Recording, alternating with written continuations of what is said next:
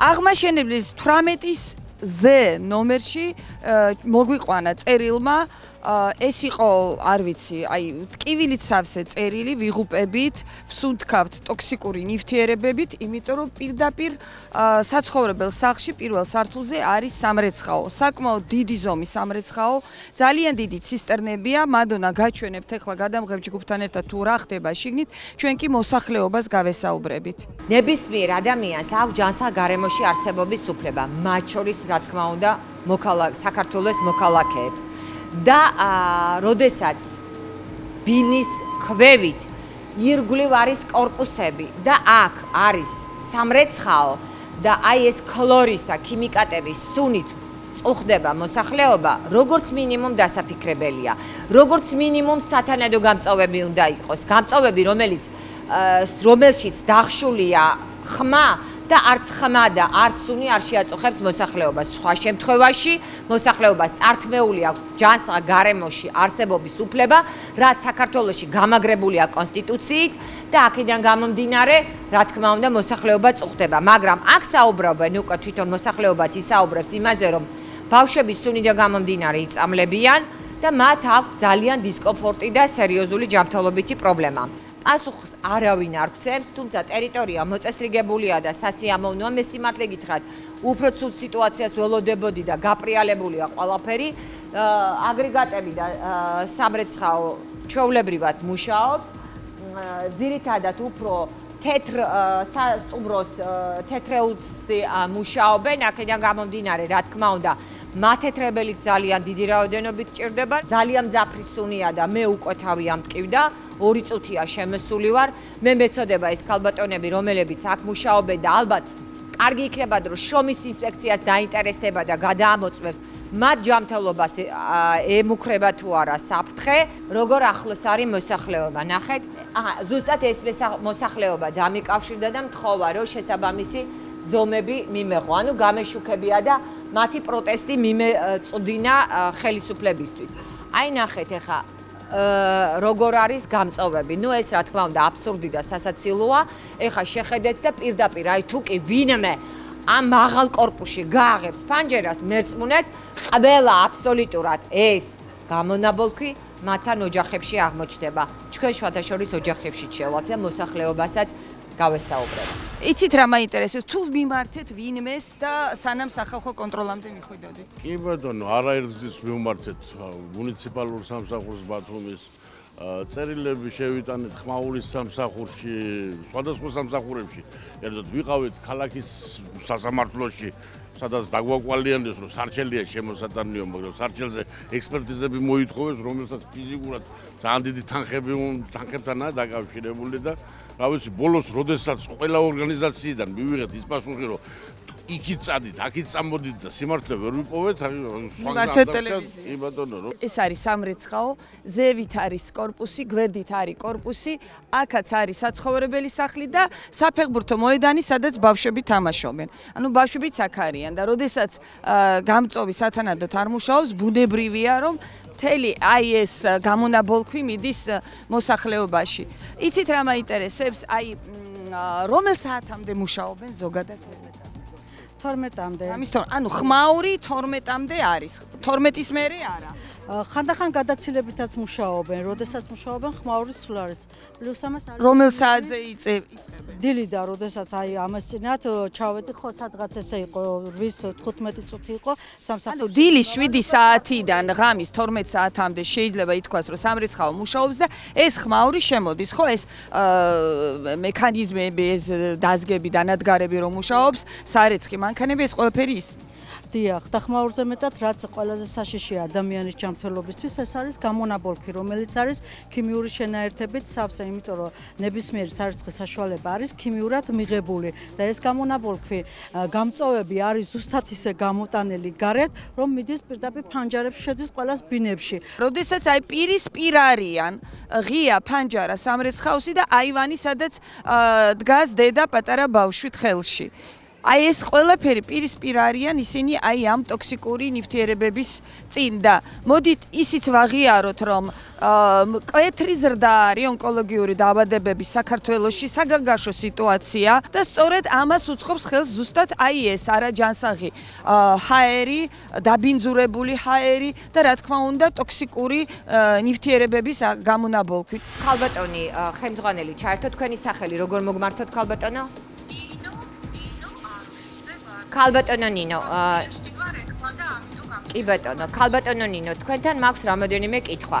ერთ-ერთი ეს არის რომ აი გამწოვები აქვე რო წყდება მოსახლეობისთვის დისკომფორტი როა თქვენთვის ეს არის ცნობილი? ეს არის დაქირავებული ფაქტი. მესმის. ფაქტის პატრონები მითხრა მე უთხარი რომ ამას აქვს გარკვეული საგამწოვებელი ჭირდება არ იქნება არანაირი პრობლემა თუ ხმისა და გამონაბოლქვის მალდებობის ხარისხის ჩაცდებით სტანდარტში არ იქნება პრობლემა. მითხრეთ რომ მოსახლეობა გაფრთხილებულია რომ იქნება სამრეცხაო. როდესაც გავს ზონი მოსახლეობა წავიდა წინააღმდეგ. თავარი რაც მინდა კითხო.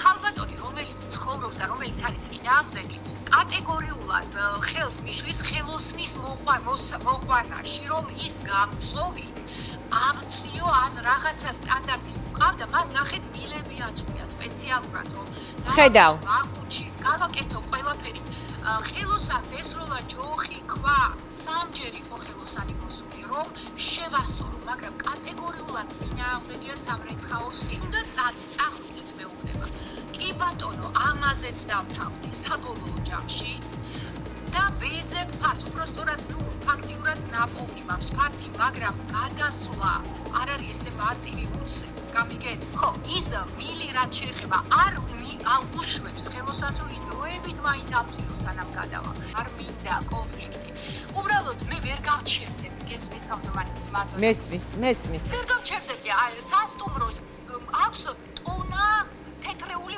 გამოგზავნილი უნდა მივცე მე ის 24 საათში სხვას და არა მაქვს აი თქვენ თუ ითავებთ მედიატორის როლს მე ორი კვირა ავიღო ვადა აქ ცოტა გრძნობიარეა ეს სიტუაცია და მე შეიძლება დამჭირდეს თქვა 2 კვირა ან 17 დღე ან ხო მიხვდით რას ვამბობ მე ვიცი რა არის მათ რემონტის ამბავი ამიტომ მოდი ვთქვა 3 კვირა მაქსიმუმ კარგით მოსახლეობასაც გავესაუბრებით თქვენი პოზიცია გასაგებია გავიგე მე მესმის რომ ძალიან ბევრს გთხოვთ და ძალიან ძნელია იმიტომ რომ თქვენ გაქვთ ჯანსაღ გარემოში არსებობის უფლება თქვენ გაქვთ ფანჯრის გაღების უფლება და ჰაერის სუნთქვის უფლება რომელიც ამ წუთში თქვენ წართმეული გაქვთ მაგრამ აი როგორმე უნდა მოვითმინოთ და მე ვკისრულობ მედიატორის როლს არა მე მადონა კოიძე არამედ სახალხო კონტროლი გადაცემა რომელსაც ჩემზე ბევრად მეტი ავტორიტეტი აქვს და მე თქვენ პირობას გაძლევთ რომ 3 კვირაში ეს ობიექტი აღარ იარსებეთ ყელის ტკივილი დამჩემდა თავი და წნევები დამჩემდა აგერ ქალბატონი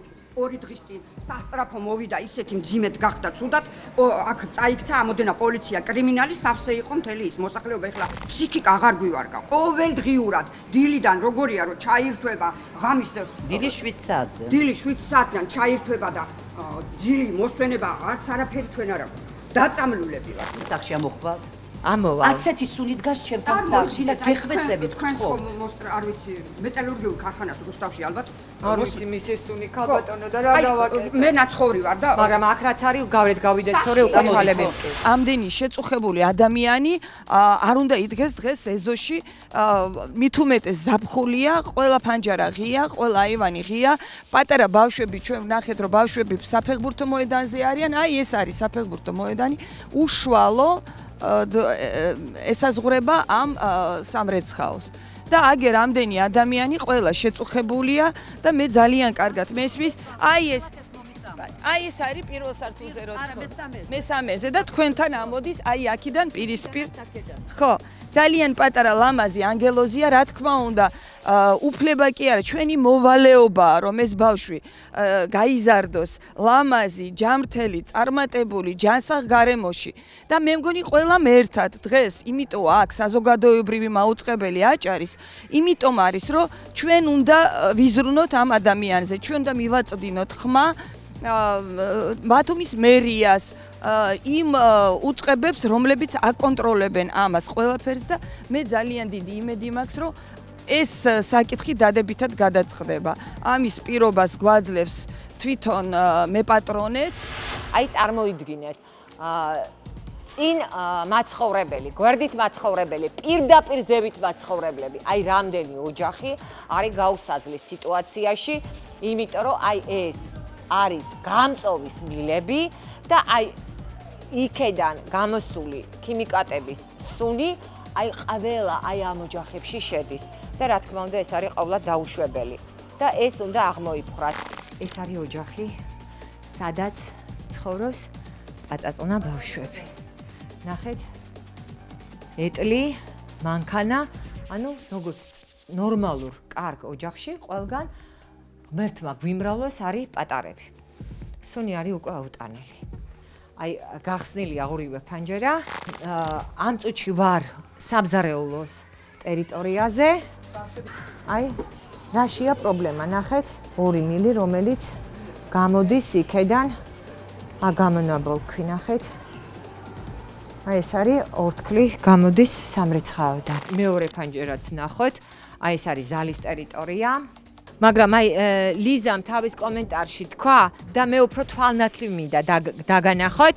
აი ნახეთ, მილი სად გამოდის და ეს არის მოედანი, სადაც ბავშვებმა უნდა ითამაშოს და კანონიდან გამომდინარე, თუ კი ანალოგიური ობიექტი გაიხსნება კონკრეტულად საცხოვრებელი სახლის წინ, ქვევით, ეს იქნება კვების ობიექტი თუ ეს იქნება აი ესეთი სამრეცხაო და ასე შემდეგ, რომელსაც აქვს გარკვეული გამონაბოლქვი და ხმა, რომელმაც შეიძლება მოსახლეობაში შეაწუხოს, ამ შემთხვევაში უნდა გაკეთდეს მილი, გამწოვის მილი უნდა აცდეს კორპუსის ბოლო სართულს და აბსოლუტურად არც ერთი სართული არ უნდა დაზარალდეს.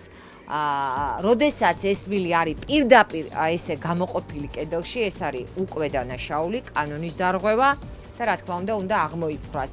და მოსახლეობას აქვს იმის უფლება, რომ არ მიცეს უფლება მილის აყვანის ზევით, ხმაურის დამხშობი მილის არსებობაც შეუძლია შეზღუდოს, იმიტომ რომ პირველ რიგში კონსტიტუციით დაცულია მომხმარებლის ადამიანის უფლება და პირველი უფლება არის ეს ჯანსაღ გარემოში არსებობის და დასვენების უფლება. მადონა, როგორ ფიქრობ, რომ ჩვენ შეგვიძლია ლაივის გაკეთება ზუსტად სამკვირაში აქ მოვიდეთ და გადავიღოთ? კი ბეტონო, შეასრულებს თუ არა სიტყვას ქალბატონი? შეასრულებს ნამდვილად, იმიტომ რომ მე არ მინდა დაუკარგო ქალბატონს, მან გაითვალისწინა საზოგადოების ინტერესი, მას შეეძლო წასულიყო სხვა გზით და იგივე სასამართლოს გზით, რომ ხელშეშლა და ასე შემდეგ შეეტანა სარჩელი და თვეები გაგრძელდებოდა, მაგრამ ორივე მხარესთან უნდა იყო ობიექტური და მან გამოთქვა კეთილი ნება და აიღო ვალდებულება 2 კვირიდან 3 კვირის ფარგლებში ეს ობიექტი იქნება განთავისუფლებული და